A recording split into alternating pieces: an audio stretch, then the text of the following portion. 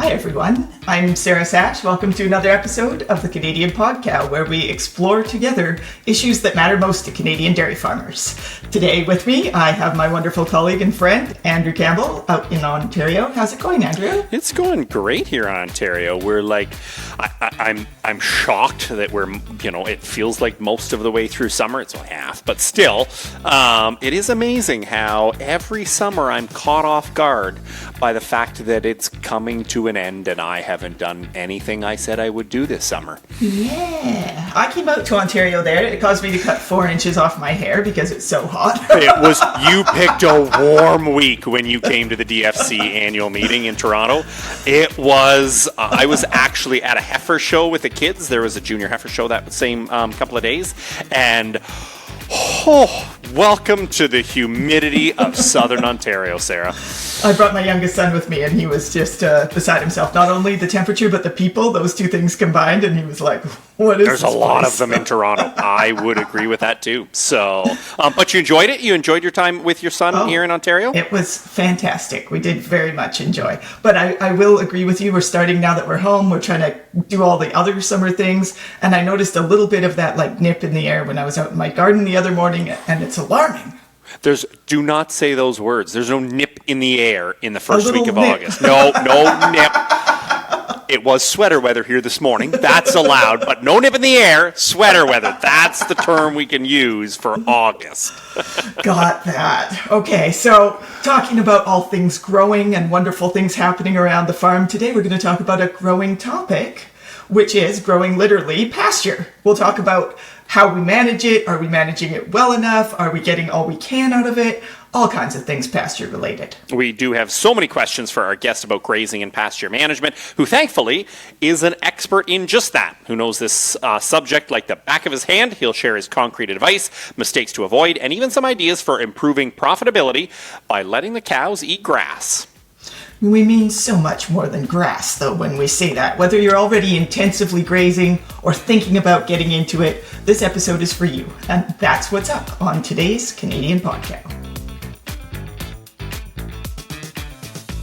Our guest today is an expert in organic dairy production. After completing his studies in agriculture at McGill University in 1989, he acquired several years of field experience with organic dairy producers before becoming an advisor in an organic farming technical support club. In 2004, he became a lecturer on animal production at the Alfred campus of the University of Guelph here in Ontario. He made significant contribution to the startup of the Organic Dairy Production Research Centre and became, in 2005, the manager of the Alfred campus farm and was in charge of the transition to organic farming. He joined Lactonet's research and development team in 2010 as an expert in organic dairy production, where he is responsible for various technological innovation projects in organic dairy production, along with technical support for the team of organic dairy production advisors. Francois Labelle, welcome to the Canadian Podcast. Thank you. Francois, it's one of those things that I know for anybody in organic production or those looking at, looking from the outside in, how important pastures are for organic production, even for grass-fed producers who are in those programs or others. Can you tell me a little bit about, pastures and the importance of them on a dairy farm today? Yes, well, as you said, there's not, other than grass-fed and organic, there's not a lot of pasture in dairy farms in general, although there's some farms. There's two main areas I would say that where we can see there's benefits to have pasture on a dairy farm. First, and it's documented, in the science, in the scientific literature. So the first part I would say is about animal welfare and health in general. So of course, if you have cows on pasture, they have the benefits of exercise a lot, and the studies shows that there's less lameness, less mastitis, less calving difficulties, reduced mortality in general when you have pasture on a dairy farm. The other main part really is about feeding costs that are reduced. Of course, the cows are doing the work, so they go They go get their grass, the manure. So all the time they are on pasture, you don't have any machinery involved or really, really small parts, really not a lot. And also all the veterinary fees, labor in general during that time, during the grazing season, they are lowered. So the time involved in feeding cows, for example, goes down because, of course, the cows are doing it by themselves. So I'll admit I don't have a lot of experience with pasturing. We don't do that on our farm here. And when we have tried, I have to say, usually they just show up back in the barn on us, which has been difficult.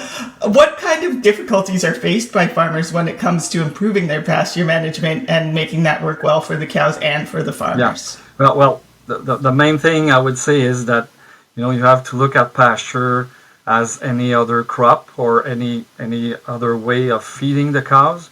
So you have to manage it. You have to really take the time to know what you're doing and do a good job there. So really, for the soils, you will make sure they are in good conditions, drainage, liming, etc. The type of plant you will seed there, and regarding feeding of the cows, of course, you have to look to the quality of feed. So you will feed young grass in good quantities.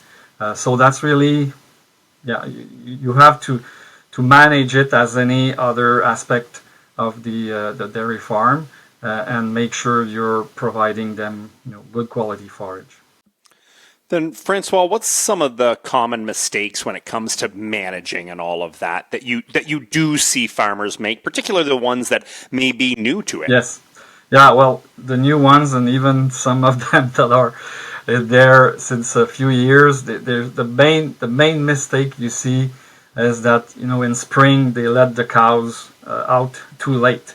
In eastern Canada, we have a very it's more of a humid climate compared to some places that are more dry. And the grass growth is very quick in spring. It can be 2 times the speed of what you have during summertime here. So you have to let those cows out very soon, very early, because the grass will just keep growing and the cows will end up in very mature hay fields. So you don't want to have that.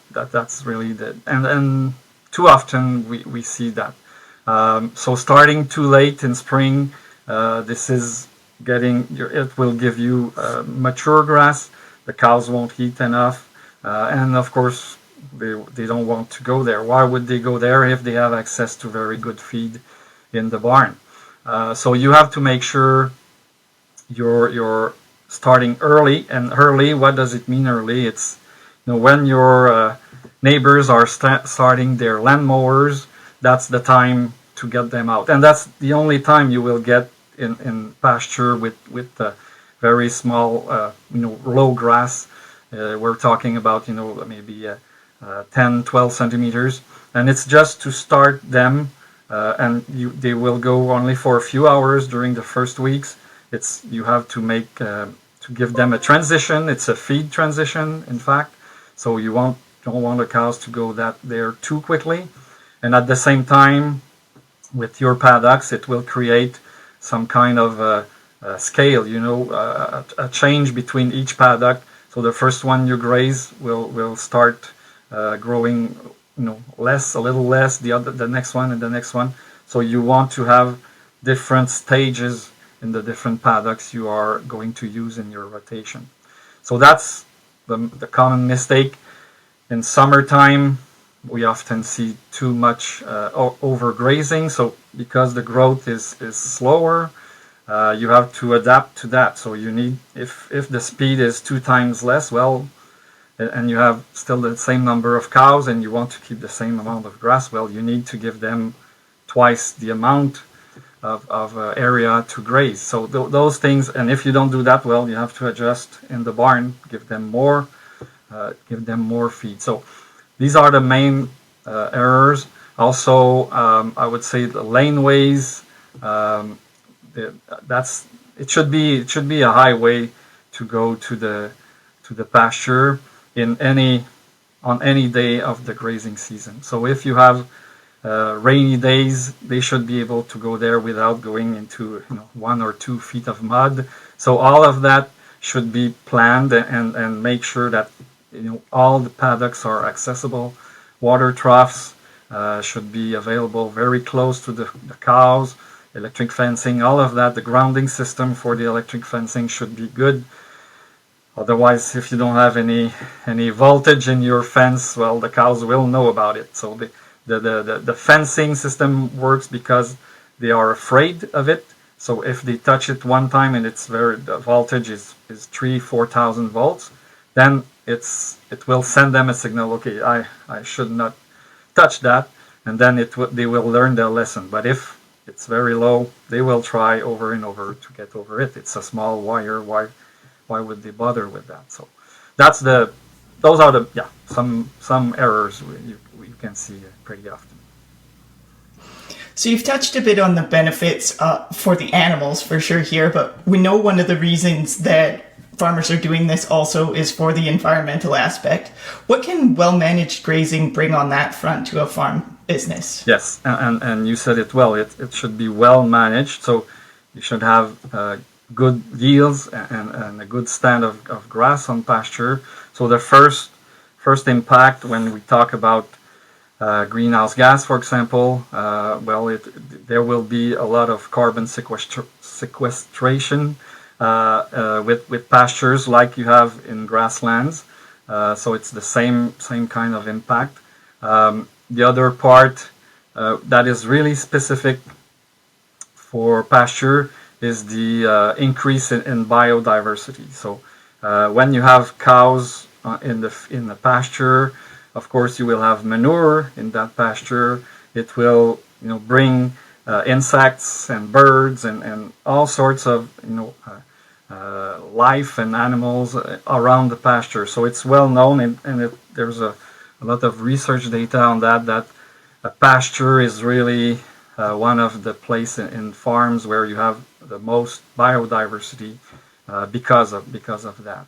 The other part we also see, again, relating that to greenhouse gas, it's you have reduced emissions from the manure because the manure is on the field. It's not in a manure tank where it's without air. So being in the air, the greenhouse that is produced from the manure is really lower. And in general, having pasture like grasslands on a farm is really good for the soil health in general, the organic matter, the resilience to all the climate change we have going on. Yeah. Now, when it does come to rotational grazing, Francois, I think it's one of those things where, you mentioned having different paddocks, and I've certainly seen different farmers kind of do it different ways in terms of length of time and all that kind of stuff. I guess I'm curious if we could kind of start a conversation specifically on rotational grazing in terms of, what does it mean to do it properly? What are some of those things that you really do have to manage in order to do it well so that you get the best feed, but you're not overfeeding, all that kind of stuff? Yeah, well, there's many types of grazing or different wording for that. Rotational grazing in general, it says what it means. So you have different paddocks the cows go into each of them, in rotation.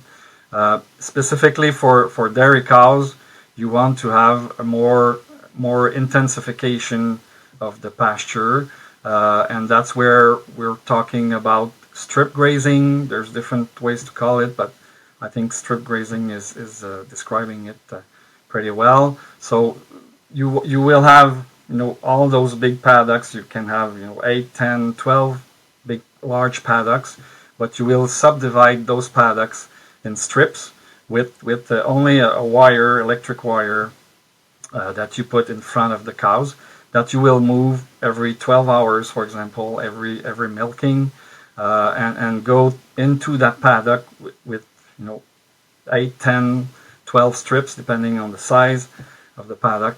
The idea is really to make sure the cows know when they go to the pasture that it will be fresh grass.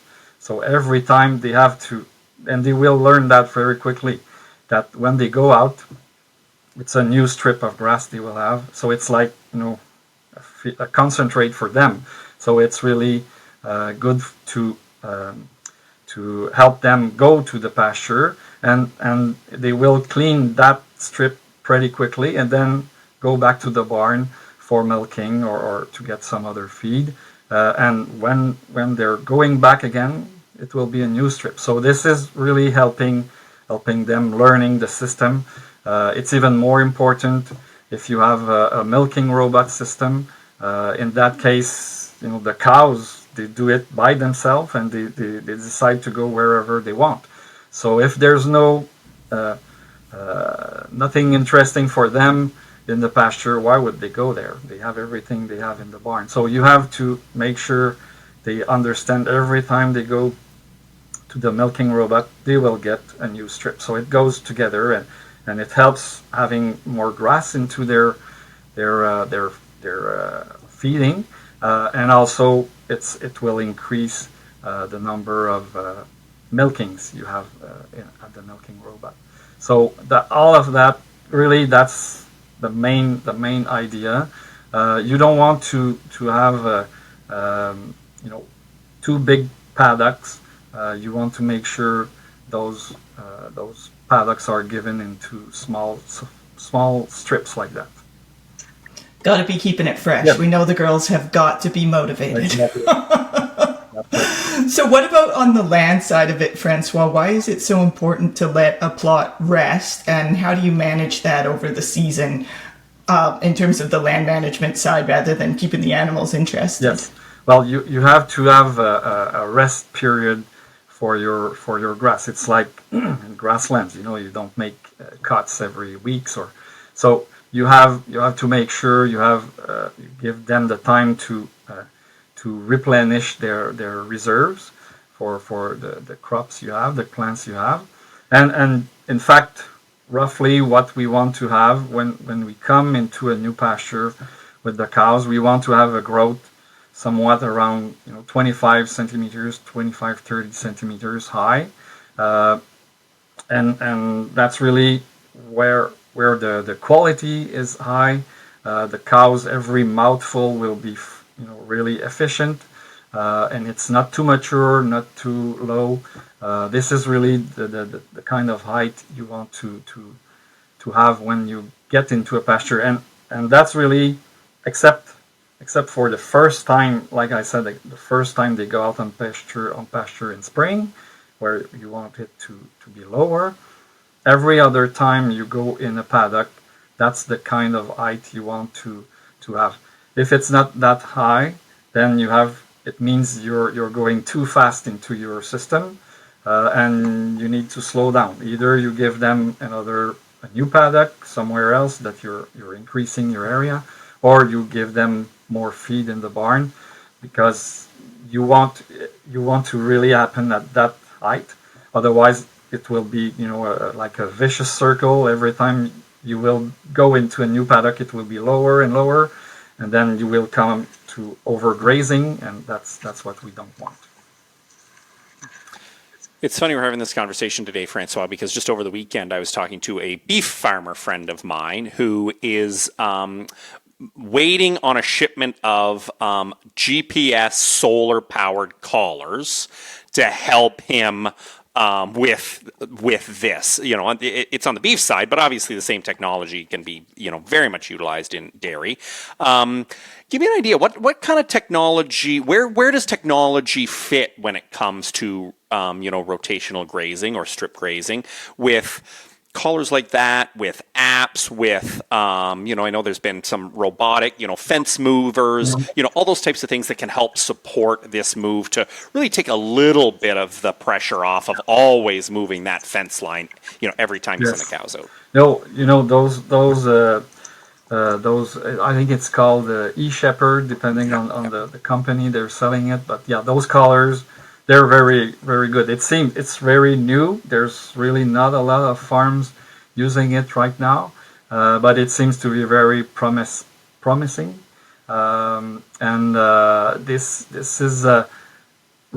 is when it's going to be in place, and hopefully when the prices will be lower for those collars, it will be really helpful, because managing fence, of course, with the new electric fencing system, it's already pretty good, but with those collars, it's really helping a lot more, and it seems to be working very well. So we'll have to look for into it for the next years.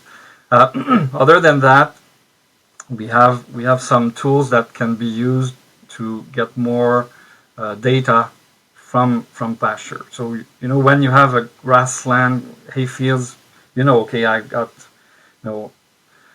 40 round bales in this one, or so you can have an idea of your yields in the barn. How much kilograms your cows are eating of dry matter of the whole ration. In a pasture, it's like in a black box. You don't know what's really happening there, and we need to get to know more.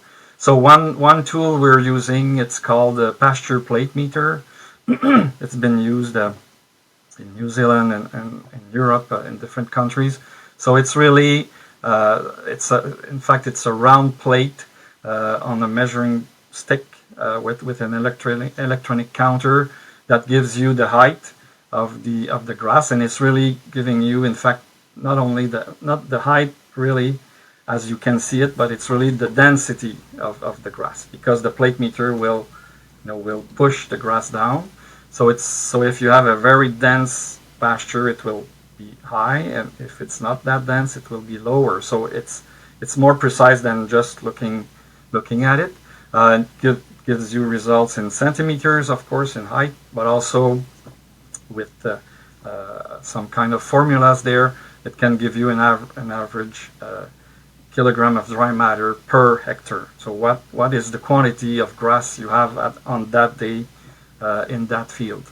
So that's a very interesting tool. We've been working with it for 10 years or so now, and it works pretty well. The other tool we use, it's an app. It's called AppyGrass. Although it's coming from France, but it's really the name they chose for the app. And it's only in French right now, but we've been using it for 2-3 years now, testing it before that, but it's the third year with the farmers we're working with it.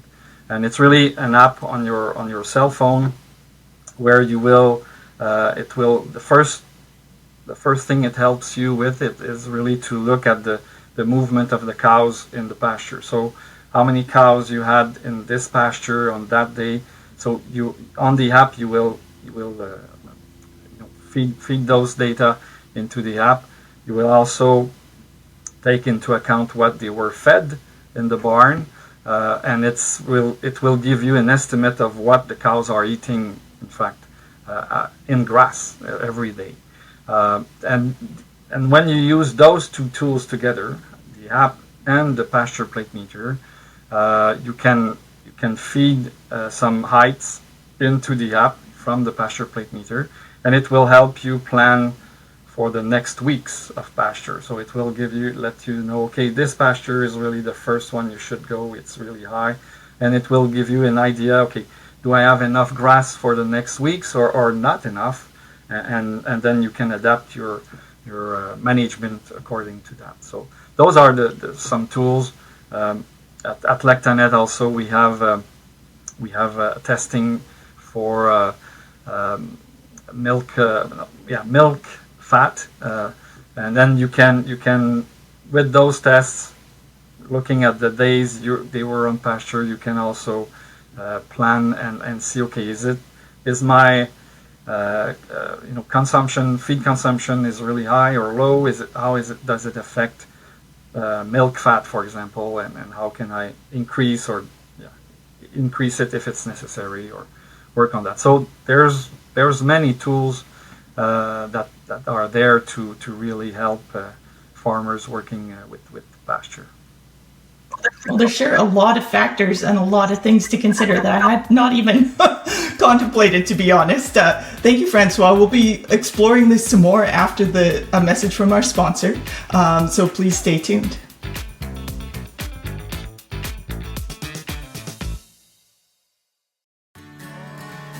As Canadian dairy farmers, we follow ProAction, Dairy Farmers of Canada's national quality assurance program with 6 modules. Modules like milk quality. That stands for high standards of milk production. Or food safety, producing milk that meets 42 requirements. And animal care. That means caring for every cow. ProAction sets standards of excellence. That's what's behind the Blue Cow logo. Dairy Farmers of Canada. We're back at the Canadian Pod Cow with Francois Labelle, an organic dairy production expert with Lactanet. Francois, can we really produce good milk in the right quantity with just pasture? I think this is one of those areas that, a lot of dairy farmers just kind of, the coffee shop talk is always the assumption in what you can produce, how well you can produce it. So I'm just curious, can you do it with just pasture? Do we always need supplement? What's kind of the role between out in the pasture and in the barn feeding?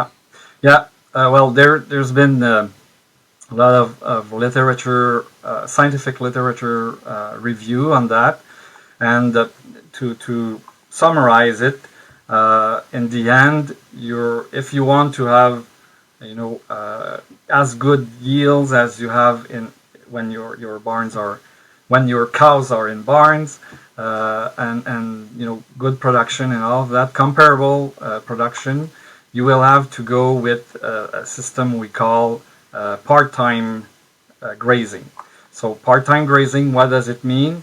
It means that you will not feed, all the forages will not come from pasture. It would be at, it could be at 30%, 50% of the ration, around that. But you will feed them also in the barn some forage, for example, in the TMR, and it will include, of course, concentrates as well. So you end up with, if you use a TMR, for example, it will be a more concentrated TMR, and it will be calculated, or your ration will be calculated, with your objective of milk production in mind. But you have to make sure, again, that you have very good grass, very high quality, and enough quantity. And in that case, you can achieve the same kind of yields. I work with organic dairy farms, and in their case, they are limited on the concentrates, but you see pretty often, farms that are at 10,000 kilograms per cow of milk. I work with some farms, conventional dairy farms, that are at 12,000 kilograms of milk per cow. So, and they have, in their case, they have 50% of their ration in grass. So it can be achieved. It's still grass you're feeding them. It's still silage in a way, more humid and fresh, but it's still the same feed in the end. But there's more water in it, and you have to manage it differently, of course. So when you say grass, just checking, do you mean one kind of plants, or do you need to have a variety of types of plants to have a productive and sustainable pasture? Is there a certain mix you would recommend? Is it okay if it's just one kind of grass? What needs to be happening there to make it effective for the animals? Yeah, you have to choose, and grass is really grass and legumes. You need to have a mix of those two types of plants. And what you have to look for is grass or legumes that are really adapted to pasture. So because as you understood, we have cows going into rotation, so you have more than three or four cuts, for example. Here we have in the area, so you will end up with the cows going on the different paddocks 5, 6, 7 times during the growing season. So they have to be adapted to be frequently cut like that. They have to be adapted to trampling. Of course, the cows are moving on those plants. It should be palatable. The cows, when they're on pasture, they have the choice. They will show it.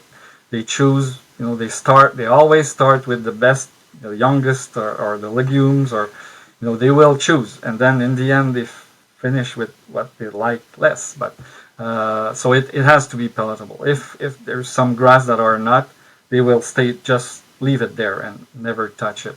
And the other part, and again, that's for the Eastern Canada context, I would say. We need to have summer regrowth in those legumes and grass. So when it's drier and the grass growth is slower, you need to have a regrowth. If you have what is it called? Timothy, for example. Timothy is very good in the spring, but when the heat comes, you don't have any growth. So it's not a good plant for pasture. You can use it, but in very small quantities. So for Eastern Canada, Quebec, what we're using, it's plants like for the legumes, it's Ladino clover, Ladino white clover, bird's foot trefoil. Those are the two legumes that are doing pretty well in pasture. And for the grasses, we have meadow brome, orchard grass, meadow fescue. Those are the types of grass you want to have. In areas where the winter is not so harsh, or you can use ryegrass. Ryegrass is the king of pasture if if it stays there during winter. If you can use it, this is in Europe, everywhere else. I think in the world they're using ryegrass. So if you can use it, that's really the best grass you can use. And also you have to consider to use it in a multi-species mix. So like those plants, you could have all of them. Can have 5, 6, 7 of those plants all together. And again, it's been documented into research. The more you have multi-species mixture like that, the more resilient you are, and over the years you will keep the good yields, and even if it's the dry year or wet year, in the end you end up with better results with a multi-species mix like that. Then, Francois, let's talk about the economics for a minute, because I think that's obviously another one that for anybody wanting to get into the system, or even in just how can we make it the most efficient economically as possible. Give me an idea in terms of where grass-fed dairy or organic, using a really good strip grazing or rotational grazing system. Where does it fit in economics compared to other dairy farms in Canada? Yeah, well, as I said, you can achieve pretty same kind of yields in terms of grass or in terms of milk production. You will have and if we're always talking about a system that's well managed, in those cases you have feed costs that are really low. For example, when we compare that. In Quebec, we made comparisons, and the cost of production for grass in pasture compared to silage, for example, it's half the price, because half the price is is there because of machinery you're using and fuel and all of that. So you can get pretty good results on the economic side for feeding, also because all the benefits we talked about. In general, the change, the number of heifers you need to introduce into your herd will be lower. The longevity is better in general. So all of that is going to be having an impact on the economics of it. Of course, you need to have good results at the same time in milk production and components, milk fat, and all of that. So those two things go together. But if you can achieve that, and we have some very good farms doing it right now, it can be done really, really well. So from a consumer perspective, is there something in terms of the components of the milk that's different in grazing raised milk that consumers are looking for? Or is it more the cow experience side of it? Is it a combo of those things? And kind of follow up to that question, do you think it'll become more common that pasture becomes central to the future of dairy farms? Yeah. Well, consumers, when they think about milk, they look at their milk carton, the packaging, and most of the time they will see a cow on pasture. So for them, that's the image of milk production. So with pasture, that's what we're giving to them. So it's really, for them, it's synonymous with animal welfare, freedom of movement, contact with nature, all of that. So really, you can see it with the consumers that are buying organic milk and grass-fed milk. They are willing to pay more for those kind of milk because of that benefit. So I think there's at least some consumers are looking for that. And regarding the future, well, that's really always difficult to plan or to see what's coming there. But what we see is there's an increasing demand for animal welfare. Again, all of what we talk, freedom of movement. Of course, the consumers, they want to see the animals outdoors. There's also environmental requirements that are increasing every year. We also have producers that want to reduce their cost of production for milk. So grazing really addresses all of these concerns. And so that's one way, anyway, to answer all of these questions, if we can say. And in the end, it's the farmer's choice, it's the producer's choice. If they like to work with animal outdoors, that's really important. Then that's a good way. That's an interesting way to go for them, I think. And just as we wrap up, Francois, I want to bring in, your role with Lactanet, servicing and helping organic producers in the country. You do have a practical guide for organic farmers through Lactanet that you and your team have put together. Can you tell me a little bit about it and just what you're hoping to achieve with that guide? Well, this guide, it was released last year. It's called, the title is a practical guide for organic farmers producing milk on pasture. So that's really the main people we were aiming for with this guide was the organic farmers. But in the end, all the best practices of pasture are really the same, either you are organic or not. Of course, if you're not organic, you could use fertilizers or synthetic fertilizers, things like that, but there are minor details.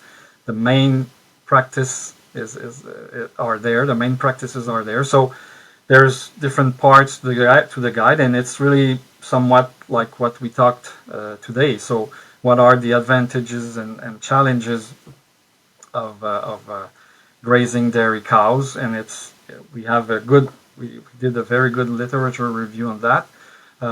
So it's really based on science there, and the way we present it is that pasture it's 3 systems in one, in a way. So you have of course a forage production system that you have in place, but also it's the place where your livestock are. You have to manage those animals outdoors, and it's also the place where you're feeding them. So it's really, that's what makes it a bit more complex in a way. And so we address all these 3 parts really in the guide. There's a chapter on milking robots. We talked a little bit about it. There's some special things you have to put in place to make sure it works well. We have a chapter on all the tools we can use that we talked about. And the last chapter it's called Return to Pasture. I don't know if it's a good translation, but it means, if your animals don't go to pasture right now, So how can you do that? So you have to make sure your animals are adapted to go outdoor, to go outside, and then to feed on grass. Also, you need to adapt your installations, all the things you have to put in place, and also the farmer, the producer, has to adapt to this new system. So we're giving some tips there, and yeah, that's roughly what we're talking about. There's a lot of I wanted to make sure this guide was everything we could say with a picture is done with a picture or a graph, or so the text is minimal, but yeah, you have the main practices there to understand how to work with Pasture. Well, I do love pictures. Yes. There's a lot to think about here, and this sounds like a great resource. Francois Lebel, you've been an excellent guest. Thank you so much for joining us at the Canadian Podcast. Thank you. Well, that's it for this episode of the Canadian Podcast. Thank you for joining us for this episode on pasture management. A lot to chew on, Andrew. What did you think? A lot to chew on indeed, Sarah. How many hours did it take you to come up with that one? Because that's pretty good. You know what? I think it is one where I mean, we're in the same boat. You mentioned you're not pasture feeding cows. Neither are we here. But it is always kind of a curious one where you see those that are, whether they're organic, whether they're not. And even if you travel to other places that are full intensive grass systems, I always find it just really incredible to see what those really well managed pastures are. And as Francois said, that you can get very similar milk numbers makes it a pretty impressive system, and one that really can work for a lot of producers. Yeah, there's a lot more to it than just being out there with a big old roll of electric wire. You need to make sure that you've got all kinds of things happening with the forage that's actually being part of the diet, all this stuff. So super fascinating, I found. And then what technology, like it's incredible what technology is doing to advance kind of the oldest form of feeding cows. So it's pretty amazing. Tricky. Well, folks, if you enjoyed this episode, feel free to share it with your neighbors on the farm or your social media networks. Of course, thanks to our sponsor, the Dairy Farmers of Canada. A huge thanks to our production team, Carl Belanger and Bruce Sargent. And of course, thanks to our guest, Francois Lebel. And if you have any questions or suggestions, visit our podcast Facebook page, our Blue Sky, or our X account even. We still do that one? Let's catch up soon on another episode of the Canadian Podcast.